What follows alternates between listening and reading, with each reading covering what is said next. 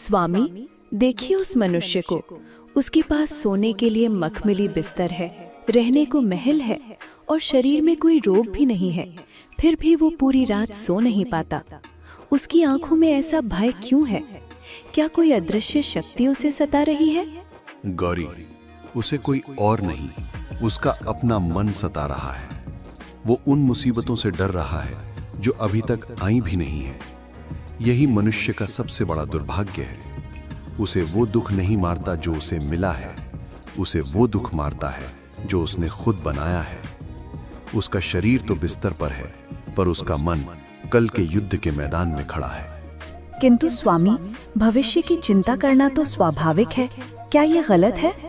योजना बनाना गलत नहीं है गौरी, पर परिणाम के बारे में सोचकर घुटते रहना गलत है। चिंता वो दीमक है जो लकड़ी को बाहर से नहीं, अंदर से खोखला करती है। और याद रखना, चिंता और चिता में केवल एक बिंदु का अंतर है। चिता निर्जीव को जलाती है और चिंता जीवित को जला देती है। वह व्यक्ति सोच रहा है, अगर कल ऐसा हो गया तो, अगर मेरा सब कुछ लुट गया तो। उसका ये अगर मगर ही उसका नर्क है। तो इस जाल से बाहर कैसे निकले? मन तो मानता ही नहीं। गौरी, सोचो, अगर तुम एक हिलने वाली कुर्सी पर बैठी हो, तुम हिलती रहोगी, तुम्हें लगेगा कि तुम चल रही हो, मेहनत कर रही हो, पर तुम पहुंचोगी कहीं नहीं। चिंता उसी कुर्सी की तरह है, ये तुम्हें व्यस्त तो रखती है, पर ये तुम्हें कहीं ले जाती नहीं है। इससे सिर्फ थकान मिलती है, समाधान नहीं।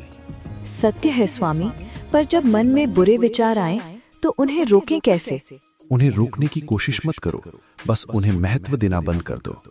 गौरी, तुम अपने घर का कूड़ा संभाल कर नहीं रखती, उसे बाहर फेंक देती हो, तो फिर कल की परेशानियों का कूड़ा आज अपने दिमाग में क्यों जमा करना? मनुष्य को यह समझना होगा, जो तुम्हारे हाथ में नहीं है उसकी चिंता करके तुम कुछ बदल नहीं सकते, और जो तुम्हारे हाथ में है उसकी चिंता करने की जरूरत ही नहीं। बस कर्म करो।